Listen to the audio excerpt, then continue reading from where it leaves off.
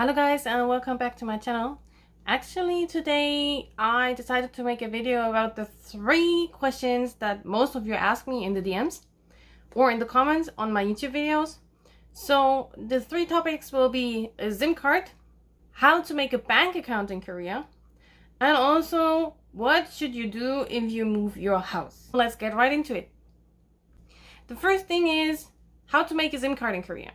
So first things first, you have in Korea totally 3 SIM card providers. One is a KT, one is a SK, and the other one is LG. So basically, if you as a tourist only stay for like a 2 or 3 weeks, the fastest option is to get a SIM card at the airport. They are actually kind of a little bit expensive, but it's the fastest way that you don't have to speak any Korean and just directly get a good SIM card. For all of you that want to live in Korea or live in Korea right now, there are several options that you can do. You could try to get with one of these 3 companies that I mentioned a contract, but they are also kind of expensive and usually they want to make a contract with you, so you also need a bank account, and oftentimes they don't take foreigners that easily. Also, if you want to make that kind of contract, you have to have an ARC. So if you want to do that kind of contract directly when you come to Korea without an ARC and without a bank account, it will be really hard. If you are in a working holiday or if you plan to stay a few more months than just the 2 or 3 weeks, then there is an option called Altel. Altel is mostly a discount version of these 3 major contracts. So other company will make the contract with one of these 3, but you will get a discount. So in my case, for my phone plan, I would usually pay like around a 65 or 70k.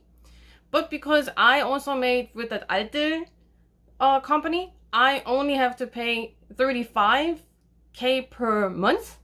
But this one also excludes a subscription for a Korean music system.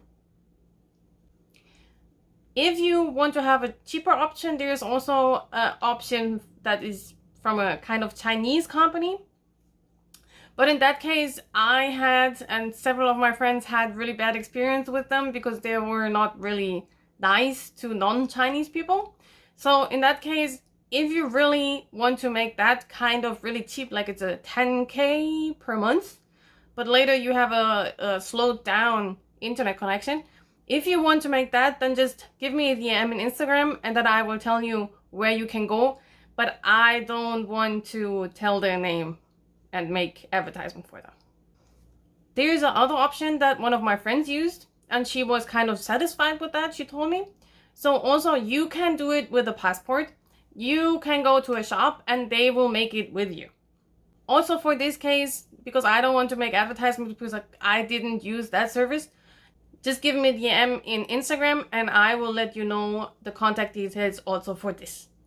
Let's just talk about the option that you have an ARC and you have a bank account, but you don't want to make a contract with one of these major companies.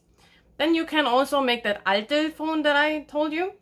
In these cases, there are several ways, but there's also several options that doesn't take foreigners. In my case, I just went to an art box, bought a free tea. That's the Altel phone company, a free T SIM card, and then I had to register online and someone called me, but the problem is in Korean. So that time I just asked my coworker if she can help me because they try to sell to foreigners an extra package. Like, oh yeah, you are a foreigner, so you maybe want to call home. So how about this package? But that package is like in my case, I pay 35k per month, but that package would be like a 65k or 70k. The other thing that I wanted to explain you, because many foreigners had issues with that, and also I tried in the beginning to sign in with my ARC combined SIM card. So basically in Korea, many things have to get a verification. For that, you need an ARC number in your SIM card. Usually if you sign in for Altel phone, they already want your ARC. So in that case, you're safe. Otherwise, if you make a passport version, later try to ask them to change your passport number to your ARC number. So if you're online and want to verify, you have to write your name, because there's one line with a name. You have to write your name the same way as it is on your ARC, and all in capital letters. That is one major point. And also the other major point is, if you have an alte phone, you cannot click KT or SK. You have to click on alte. And some applications actually, like Starbucks, I wanted to sign up, but the problem is they don't have an alte option. So in these kind of cases, you cannot sign up for a membership in there. How do you know if you made an alte contract or not an alte contract? If you already made a contract and you don't know which one you have, then just think like this. Did you go to one of that 3 companies' store and made the contract there? Or you made it over a website or some other company like Free. If you go there and made the contract over this company, then it's always alte. And mostly they are under 30K. So the second point is how to make a bank account in Korea. Actually, I also was fighting really much to get a bank account. Like, it took me several days and weeks to get one. And I just, on a goodwill of one bank that I went, I could get a bank account. So basically, to open a bank account, you need to have a job. In my case, I just had a small job and they said they need my bank book. So I explained that to several banks. And one of them answered, yeah, okay, but you have to make a saving account and you have to put 300K each month, and you cannot take out this money before you close the account. So for me, that was a little bit weird. I mean, I struggled so really long time to get a bank account, but still, after I heard that, then I felt a little bit offended. Like, why do I have to put 300K on that account and I cannot take it out before I quit it? So I tried to keep searching and found the other bank that luckily I showed them, yeah, I have an appointment, I will have a mini job, so I need a bank account. And she just said, yeah, we will make one. So luckily to that woman, maybe if I would have another woman in the same subsidiary of that bank, maybe if I would have another woman, then also I would not have a bank account now. If you have a full-time job, you don't have to worry about that. So that, what I explained, was during my working holiday, where you cannot have a full-time job. So if you have a full-time job, you don't have that issue. Only some cases, in some bank cases, they in total does not take foreigners. Also, if you want to make a bank account, you always have to have your ARC, or one of my friends also at that time didn't have an ARC, but said, I work in that company, but I will not have my ARC now. I will just get it in 2 weeks. But I already have to start and give my bank to my employer.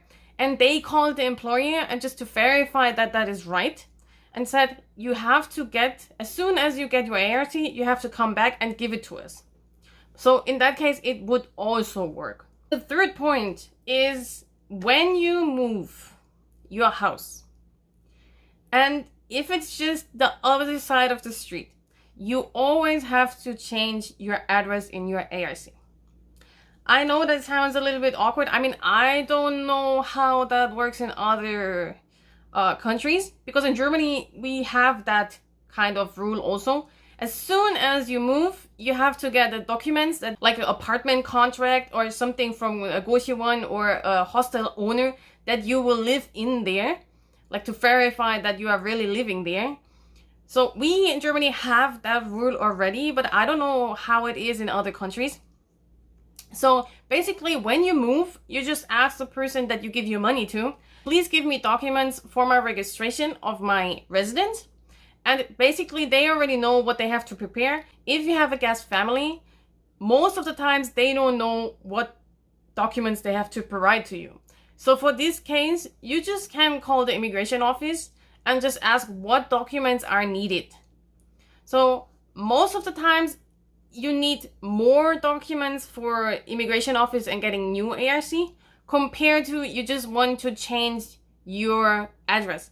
Because if you only want to change your address and your ARC is still valid, you just can go to the gu office or a dong office. That is usually like a registration office near your house, which is only for your specific area. So you just can go there, give them the paper, like a contract that you made, and they will change in the back of your ARC the address. This is also actually a good tip because mainly if you go and do that at the immigration office, I think you have to pay like a 30 or 50K to like change the address. But in case of you go to the gu or dong office, you don't have to pay something, it's just for free.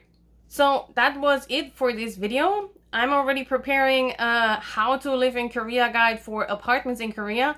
So if you are interested in that, stay tuned. Give it maybe a subscription to me and leave a comment if you like this video. I would appreciate a thumbs up and see you in the next video. Bye!